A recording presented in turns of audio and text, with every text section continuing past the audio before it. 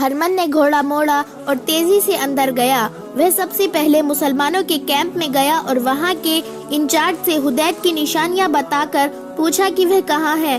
کچھ پتہ نہ چلا۔ جس خیمے میں حدید کو رکھا گیا تھا وہاں کے رہنے والوں نے بتایا کہ ایک صبح وہ یہاں سے غائب تھا۔ وہ سمجھنے کی اسے ادھر ادھر کر دیا گیا ہے۔ ہرمن کا شک یقین میں بدل گیا۔ وہ حدید ہی تھا جسے اس نے صلیبی فوج کی وردی میں دروازے سے نکلتے دیکھا تھا۔ وہ مزید تفتیش سے پہلے لوزینہ کے کمرے میں گیا۔ وہ سر ہاتھوں میں تھامے رو رہی تھی۔ ہرمن نے گرج کر کہا، کیا اسے تم نے بھگایا ہے؟ لوزینہ نے آہستہ سے سر اٹھایا۔ ہرمن نے کہا، جھوٹ بولو گی تو میں تفتیش کر کے ثابت کروں گا کہ اسے تم نے فرار میں مدد دی ہے۔ لوزینہ نے کہا، نہ آپ کو تفتیش کی ضرورت ہے اور نہ مجھے جھوٹ بولنے کی ضرورت۔ میری زندگی ایک شاہانہ جھوٹ اور میرا وجود ایک خوبصورت دھوکہ ہے۔ اپنی روح کی نجات کے لیے میں سچ بول کر مر رہی ہوں۔ اس کی آواز میں غنودگی تھی جو بڑھتی جا رہی تھی۔ وہ اٹھی تو اس کی ٹانگیں لڑکھڑائی۔ اس کے قریب ایک گلاس پڑا تھا جس میں چند قطرے پانی تھا۔ اس نے گلاس اٹھا کر ہرمن کی طرف بڑھا کر کہا، میں نے اپنے آپ کو سزائے موت دے دی ہے۔ اس گلاس میں پانی کے چند قطرے گواہی دیں گے کہ میں نے اپنے ناپاک جسم کو سزائے موت اس لیے نہیں دی کہ اپنے قوم سے غداری کی اور دشمن کو قید سے بھگا دیا ہے، بلکہ میرا جرم یہ تھا کہ میں ان انسانوں کو دھوکہ دینے گئی تھی جن کے یہاں کوئی دھوکہ و فریب نہیں۔ ان میں سے 4 انسانوں نے میری وہ عزت بچانے کے لیے جو میرے پاس تھی ہی نہیں 10 ڈاکوؤں کا مقابلہ کیا۔ پھر ایک انسان نے اپنا جسم مجھے کٹوا کر ڈاکوؤں سے چھینا۔ مجھے نیکی اور بدی، محبت اور نفرت کا فرق معلوم ہو گیا۔ میں سچ بول کر مر رہی ہوں۔ یہ پرسکون موت ہے۔ وہ گرنے لگی تو ہرمن نے اس کے ہاتھ سے گلاس لے کر اسے تھام لیا۔ لوزینہ نے اپنے جسم کو جھٹکا دیا اور ہرمن کے بازوؤں سے نکل کر پرے ہو گئی۔ اونگتی ہوئی آواز میں بولی، میرے جسم کو ہاتھ نہ لگاؤ، یہ اب تمہارے کام کا نہیں رہا۔ اس زہر نے اس میں سچ داخل کر دیا ہے۔ تمہیں ناپاک جسموں کی ضرورت ہے، اسے میں نے بھگا دیا ہے۔ اسے میں نے 20 روز چھپائے رکھا تھا۔ اسے میں نے فرنینڈس کی وردی چرا کر پہنائی تھی۔ اسے میں نے گھوڑا دیا تھا۔ میں اس کے ساتھ نہیں جا سکتی تھی، میں اس کے بغیر رہ بھی نہیں سکتی تھی، اسی لیے میں نے زہر بھی پی لیا۔ اگر تم مجھے پکڑ نہ لیتے تو بھی میں زہر پی لیتی۔ وہ پلنگ پر لڑک گئی۔ ہرمن کو اس کی آخری سرگوشی سنائی دی، سچ بول کر مرنے میں کتنا سکون ہے۔ اس نے آخری سانس اس طرح لی جیسے سکون سے آہ بھری ہو۔ اسے جب دفن کر چکے تو افسر نے پوچھا، اس کا کوئی خاندان تھا تو انہیں اس کی موت کی اطلاع دے دو۔ ہرمن نے جواب دیا، اس کا خاندان ہم ہی تھے۔ اسے 10-11 سال کی عمر میں کسی قافلے سے اغوا کر کے لائے تھے۔ سلطان صلاح الدین ایوبی کی فوج کو کوچ کیے ہوئے تیسرا دن تھا۔ صلیبیوں نے اسے راستے میں روکنے کے لیے فوج بھیج دی تھی۔ حملہ کیونکہ کرک پر آ رہا تھا، اسی لیے صلیبیوں نے شوبک سے زیادہ تر فوج کرک بھیج دی تھی۔ اس کا ایک حصہ شام کی طرف بھی بھیج دیا تھا تاکہ نور الدین جنگی مدد کے لیے آئے تو اسے کرک سے کچھ دور روکا جا سکے، اور اس فوج کا کچھ حصہ سلطان صلاح الدین ایوبی کو راستے میں روکنے والی فوج کو دیا گیا تھا۔ سلطان صلاح الدین ایوبی نے اپنی فوج کو 3 حصوں میں تقسیم کر کے کوچ کرایا تھا اور تینوں کو دور دور رکھا تھا۔ جب وہ اس مقام پر پہنچ گیا جہاں صلیبیوں سے ٹکر ہونی چاہیے تھی، اس نے تینوں حصوں کے کمانڈروں اور ان کے ماتحت کمانڈروں کو اپنے خیمے میں بلایا۔ سلطان صلاح الدین ایوبی نے کہا، ہم اس مقام پر آ گئے ہیں جہاں مجھے راز فاش کر دینا چاہیے۔ تم شاید حیران ہو رہے ہوں گے کہ تمہیں یہ بتاتا رہا ہوں کہ میں کرک پر حملہ کروں گا، مگر میں تمہیں کسی اور طرف لے آیا ہوں۔ میں کرک پر حملہ نہیں کر رہا، ہماری منزل شوبک ہے۔ ایک سوال تم سب کو پریشان کر رہا ہے کہ میں نے اس 3 جاسوسوں کو، جن میں ایک عالم تھا اور 2 لڑکیاں تھیں، کیوں رہا کر دیا تھا اور انہیں محافظ کیوں دیے تھے؟ اس سوال کا جواب سن لو۔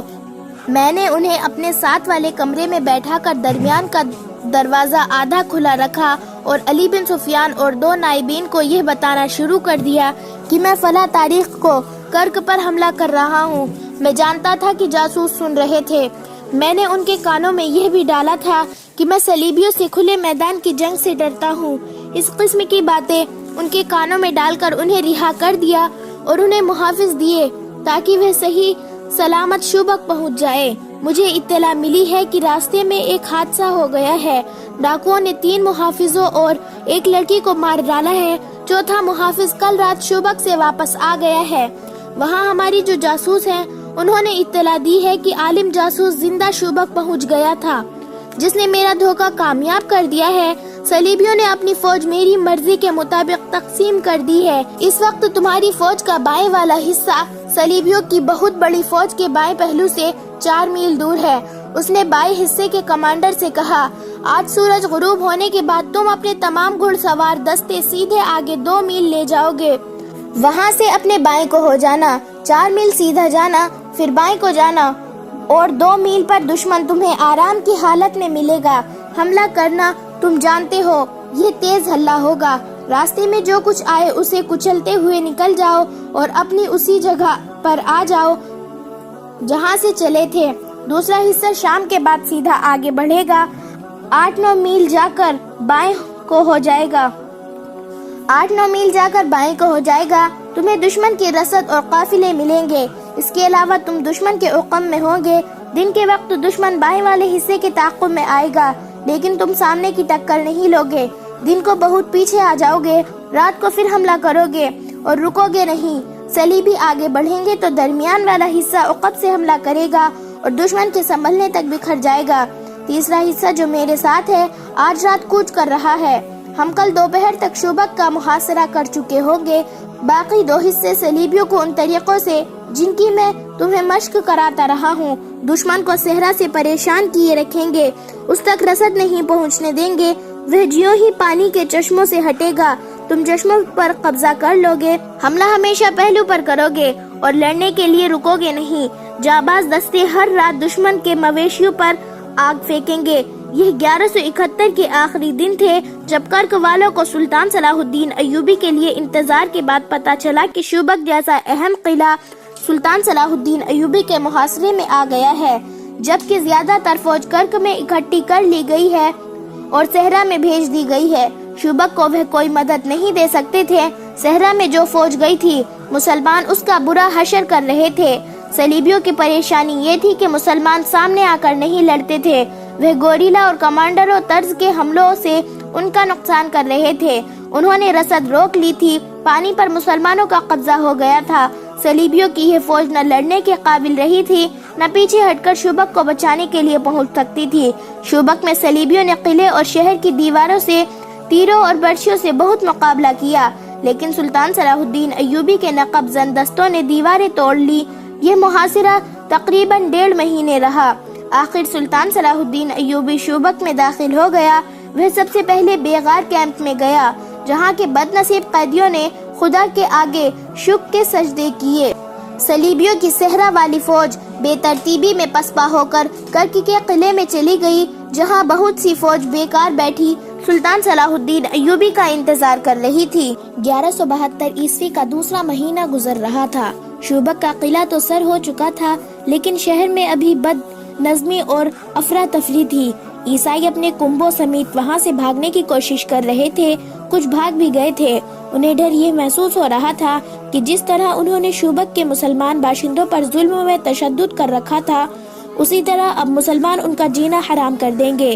اس مقامی کارروائی سے وہ اتنے خوفزدہ ہوئے کہ انہوں نے جب اپنی فوج کو قلعے سے بھاگتے سلطان صلاح الدین ایوبی کے تیر اندازوں کے تیروں سے مرتے اور ہتھیار ڈالتے دیکھا تو بال بچوں کو لے کر گھروں سے نکلنے لگے۔ مسلمان سپاہیوں نے انہیں جانے نہیں دیا تھا۔ سالاروں اور کمانڈروں نے اپنے طور پر حکم دے دیا تھا کہ شہر سے کسی شہری کو کہیں جانے نہ دیا جائے۔ چنانچہ سپاہی بھاگنے والے عیسائیوں کو ریگستان کے دور دراز راستوں، گوشوں اور ٹیلوں کے علاقوں سے روک روک کر واپس بھیج رہے تھے۔ یہ لوگ دراصل اپنے اور اپنے حکمرانوں کے گناہوں کی سزا سے بھاگ رہے تھے۔ انہوں نے یہاں کے مسلمانوں کو کیڑے مکوڑے بنا رکھا تھا۔ مسلمانوں کا کیمپ اس کا منہ بولتا ثبوت تھا۔ سلطان صلاح الدین ایوبی کو اس کیمپ کا علم تھا۔ یہ شوبک میں داخل ہوتے ہی اس کیمپ میں پہنچا تھا۔ ایک اندازے کے مطابق وہاں 2000 کے قریب مسلمان قید تھے۔ یہ 2000 لاشیں تھیں۔ ان سے مویشیوں کی طرح کام لیا جاتا تھا۔ ان میں بہت سے ایسے بھی تھے جو وہاں جوانی میں لائے گئے تھے اور بوڑھے ہو چلے تھے۔ وہ بھول گئے تھے کہ وہ انسان ہیں۔ ان میں پہلی لڑائیوں کے جنگی قیدی بھی تھے اور ان میں ان بدنصیب کی تعداد زیادہ تھی جنہیں صلیبیوں نے قافلوں سے اور شہر سے پکڑ کر کیمپ میں ڈالا تھا۔ یہ امیر بختر تاجر تھے یا خوبصورت لڑکیوں کے باپ تھے۔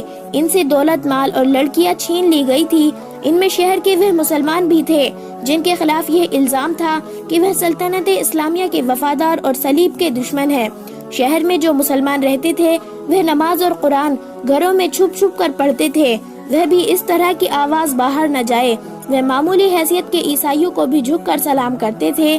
اپنی جوان بیٹیوں کو تو وہ پردے میں رکھتے ہی تھے، اپنی معصوم بچیوں کو بھی وہ باہر نہیں نکلنے دیتے تھے۔ عیسائی خوبصورت بچیوں کو اغوا کر لیتے تھے۔ سلطان صلاح الدین ایوبی نے جب ان 2000 لاشوں کو دیکھا تو اس کے آنسو نکل آئے تھے۔ اس نے کہا تھا، ان مظلوموں کو آزاد کرانے کے لیے میں پوری کی پوری سلطنت اسلامیہ کو داؤں پر لگا سکتا ہوں۔ اس نے ان کی غذا اور ان کی صحت کے لیے فوری احکامات جاری کر دیے تھے اور کہا تھا کہ ابھی انہیں اسی جگہ پر رکھا جائے اور انہیں بستر مہیا کیا جائے۔ اس کے پاس ابھی ان کی کہانیاں سننے کے لیے وقت نہیں تھا، اسے ابھی باہر کی کیفیت کو قابو میں لانا تھا۔ باہر کا یہ عالم تھا کہ جنگ ابھی جاری تھی، جس کی نوعیت کھلی جنگ کی سی نہیں تھی۔ صورت یہ تھی کہ صلیبی فوج جو سلطان صلاح الدین ایوبی کے دھوکے میں آ کر کرک اور شوبک سے دور اس کی فوج کو روکنے کے لیے چلی گئی تھی، وہ بکھر کر پسپا ہو رہی تھی۔ مسلمان دستے اس پر شب خون مار مار کر اور زیادہ برا حال کر رہے تھے۔ سلطان صلاح الدین ایوبی کو اطلاع مل رہی تھی کہ بعض جھڑپوں میں اس کے دستے گھیرے میں آ کر نقصان اٹھا رہے تھے۔ یہ خطرہ بھی تھا کہ کرک کے قلعے میں جو صلیبی فوج ہے وہ صحرا میں پھنسی اور بکھری ہوئی اپنی فوج کی مدد کے لیے بھیج دی جائے گی۔ اس صورتحال کے لیے سلطان صلاح الدین ایوبی کے لیے فوج کی کمی تھی۔ مصر سے وہ کمک نہیں منگوانا چاہتا تھا کیونکہ وہاں کی سازشیں دبی نہیں تھی۔ ماجول کی ہوئی فاطمی خلافت کے حامی درپردہ سازشوں میں مصروف تھے۔ سوڈانی حبشی الگ طاقت جمع کر رہے تھے، ان دونوں کو صلیبی مدد دے کر سلطان صلاح الدین ایوبی کے خلاف متحد کر رہے تھے۔ سب سے بڑا خطرہ یہ تھا کہ متحد مسلمان سیاسی اور فوجی سربراہ ابھی سلطان صلاح الدین ایوبی کے خلاف درپردہ کارروائیوں میں مصروف تھے۔ یہ ایمان فروشوں کا ٹولہ تھا جو اقتدار کے حصول کے لیے اسلام کے دشمنوں کے ساتھ ساز باز کر رہا تھا۔ انہوں نے حشیشین کے پیشے ور قاتلوں کی خدمات بھی حاصل کر لی تھی جنہوں نے سلطان صلاح الدین ایوبی کے قتل کا منصوبہ بنا لیا تھا۔ سلطان صلاح الدین ایوبی نے کئی بار کہا تھا کہ صلیبیوں کی یہ کتنی بڑی کامیابی ہے کہ وہ میرے ہاتھوں مسلمانوں کو قتل کرا رہے ہیں۔ وہ بے شک ایمان فروش ہیں جنہیں میں نے غداری کے بدلے میں سزائے موت دی ہے، لیکن وہ مسلمان تھے، کلمہ گو تھے۔ کاش یہ لوگ اپنے دشمن کو پہچان لیتے۔ اب جب کہ شوبک کا قلعہ اس کے قدموں میں تھا اور وہ قلعے کی دیوار پر اپنے فوجی مشیروں وغیرہ کے ساتھ گھوم رہا تھا، اسے شہر کے مسلمان باشندوں گروہ در گروہ ناچتے اور اللہ اکبر کے نعرے لگاتے نظر آ رہے تھے۔ اونٹوں پر شہیدوں کی لاشیں اور زخمی لائے جا رہے تھے۔ سلطان صلاح الدین ایوبی گہری سوچ میں کھویا ہوا تھا۔ اس کا دست راست بہاؤالدین شداد اپنی یادداشتوں میں لکھتا ہے، سلطان صلاح الدین ایوبی کے چہرے پر فتح و نصرت کا کوئی تاثر نہیں تھا۔ خوشیاں منانے والے شوبک کے مسلمانوں کا ایک گروہ دف اور شہنائی کی تال پر ناچتا اس دیوار کے دامن میں آن رکا جہاں ہم کھڑے تھے۔ سلطان صلاح الدین ایوبی انہیں دیکھتا رہا۔ لوگ اسے دیکھ کر پاگلوں کی طرح ناچنے لگے۔ ایوبی کے ہونٹوں پر مسکراہٹ تک نہ آئی، اس نے ان لوگوں کے لیے ہاتھ تک نہیں ہلایا، بس دیکھ رہا تھا۔ گروہ میں سے کسی نے بلند آواز سے کہا، سلطان صلاح الدین ایوبی بن نجم الدین ایوب، تم شوبک کے مسلمانوں کے لیے پیغمبر بن کے اترے ہو۔ وہ لوگ عربی نسل کے تھے، ایک دوسرے کو باپ کے نام پر پہچانتے اور پکارتے تھے، اسی لیے ان میں بیشتر سلطان صلاح الدین ایوبی کو بن ایوب یا بن نظم کہتے تھے۔ ناچنے والوں میں سے کسی نے نعرہ لگایا، کرد کے بچے، ہم تیری پیغمبری کو سجدہ کرتے ہیں۔ سلطان صلاح الدین ایوبی یکلخت بیدار ہو گیا، تڑپ کر بولا، انہیں کہو مجھے گنہگار نہ کرے، میں پیغمبروں کا غلام ہوں، سجدے کے لائق صرف اللہ کی ذات ہے۔ میں نے سلطان کے ایک محافظ سے کہا، بھاگ کر جاؤ اور ان لوگوں سے کہو کہ ایسے نعرے نہ لگائے، امیر مصر ناراض ہوتے ہیں۔ محافظ جانے لگا تو ایوبی نے اسے روک کر کہا، آرام سے کہنا، ان کا دل نہ دکھانا، انہیں ناچنے دو، انہیں گانے دو، انہوں نے جہنم سے نجات حاصل کی ہے، میری زندگی ان لوگوں کی خوشیوں کے لیے وقف ہے۔ وہ اور کچھ نہیں کہہ سکا، کیونکہ اس کی آواز بھرا گئی تھی۔ یہ جذبات کا غلبہ تھا۔ اس نے منہ پھیر لیا۔ وہ ہم سب سے اپنے آنسو چھپا رہا تھا۔ کچھ دیر بعد اس نے ہم سب کی طرف دیکھا اور کہا، ہم سبھی فلسطین کی دہلیز پر پہنچے ہیں۔ ہماری منزل بہت دور ہے۔ ہمیں شمال میں وہاں تک جانا ہے جہاں سے بحر روم کا ساحل گھوم کر مغرب ہو جاتا ہے۔ ہمیں سرزمین عرب سے آخری صلیبی کو دھکیل کر بحر روم میں ڈبونا ہے۔ وہیں سلطان صلاح الدین ایوبی نے اپنے متعلقہ مشیر کو حکم دیا کہ سارے شہر میں منادی کرا دو کہ کوئی غیر مسلم اس خوف سے شہر سے نہ بھاگے کہ مسلمان انہیں پریشان کریں گے۔ کسی کو کسی مسلمان فوجی یا شہری سے کوئی تکلیف پہنچے تو وہ قلعے کے دروازے پر شکایت کرے، اس کا ازالہ کیا جائے گا۔ اس نے زور دے کر کہا کہ ہم کسی کے لیے تکلیف اور مصیبت کا نہیں، پیار اور محبت کا پیغام لے کر آئے ہیں۔ اگر کسی نے اسلامی حکومت کے خلاف کوئی بات یا حرکت کی تو اسے اسلامی قانون کے تحت سزا دی جائے گی جو بہت سخت ہوگی، اور یاد رکھو کہ اسلامی قانون سے نہ کوئی غیر مسلم بچ سکتا ہے نہ مسلمان۔ اس کے ساتھ ہی اس نے حکم دیا کہ شہر میں اگر کوئی صلیبی فوج یا جاسوس چھپا ہوا ہے یا کسی نے اسے اپنے گھر میں پناہ دے رکھی ہے تو وہ فوراً اپنے آپ کو مسلمان فوج کے حوالے کر دے۔ سلطان صلاح الدین ایوبی کی فوج قلعے کی ایک دیوار توڑ کر اندر گئی تھی۔ اس نے حکم دے رکھا تھا کہ قلعے کے اس حصے پر فوراً قبضہ کیا جائے جہاں صلیبیوں کے محکمہ جاسوس کا مرکز تھا۔ اس کے جاسوسوں نے اسے اس مرکز کے متعلق بہت سی معلومات دی تھی اور رہنمائی بھی کی تھی، مگر صلیبی اتنے اناڑی نہیں تھے۔ انہوں نے سب سے پہلے اسی حصے کو خالی کیا اور دستاویزات نکال کر لے گئے تھے۔ ان کی جاسوسی کا سربراہ ہرمن اور اس کے دیگر ماہرین وہاں سے غائب ہو چکے تھے۔ البتہ 8 لڑکیاں پکڑی گئی تھی جو علی بن سفیان کے حوالے کر دی گئی تھی۔ وہ ان سے معلومات لے رہا تھا۔ ان لڑکیوں نے بتایا تھا کہ کم و بیش 20 لڑکیاں وہاں سے نکل گئی ہیں۔ وہ سب اپنے طور پر بھاگی تھی۔ ان کے ساتھ کوئی مرد نہیں تھا۔ مرد جاسوس بھی نکل گئے تھے۔ 8 لڑکیوں میں سے ایک نے اپنی ساتھی لڑکی لوزینہ کے متعلق بتایا تھا کہ اس نے ایک مسلمان فوجی حدید کو قلعے سے فرار کرا کر خودکشی کر لی تھی۔ شوبک میں امن اور شہری انتظامات بحال کرنے کی سرگرمیاں تھی اور کرک میں شوبک پر حملے اور اسے سلطان صلاح الدین ایوبی سے چھڑانے کی اسکیمیں بنا رہی تھی، لیکن صلیبی حملے کے لیے اتنی جلدی تیار نہیں ہو سکتے تھے جتنا وہ سمجھتے تھے۔ ان کے سامنے پہلا سوال تو یہ تھا کہ ان کے عالم جاسوس نے بڑی پکی اطلاع دی تھی کہ سلطان صلاح الدین ایوبی کرک پر حملہ کرے گا۔ اس کی فوجیں کرک کی طرف ہی آ رہی تھی۔ ان کے قاہرہ کے جاسوسوں نے بھی ناقابل تردید اطلاع دی تھی کہ سلطان صلاح الدین ایوبی کی فوج کرک پر حملہ کرے گی جس کی کمان وہ خود کرے گا، مگر آدھے راستے سے اس کی فوجوں نے رخ بدل لیا اور ایسی چالیں چلی کہ صلیبی فوج جو مسلمانوں کو روکنے کے لیے گئی تھی شب خون کی زد میں آ گئی اور سلطان صلاح الدین ایوبی نے کرک سے اتنی زیادہ دور شوبک پر حملہ کر دیا۔ یہ سوال ایک کانفرنس میں پیش کیا گیا تھا جس میں صلیبی فوج کے اعلیٰ افسر اور صلیبی حکمران موجود تھے۔ ان کے محکمہ جاسوسی کا سربراہ ہرمن اور عالم جاسوس جسے سلطان صلاح الدین ایوبی نے قاہرہ سے گرفتار کر کے رہا کر دیا تھا، مسلموں کی حیثیت سے کانفرنس میں پیش کیے گئے۔ عالم جاسوس شوبک کے قلعے سے بھاگنے میں کامیاب ہو گیا تھا۔ اس کانفرنس میں ہتھکڑیوں میں پیش کیا گیا تھا۔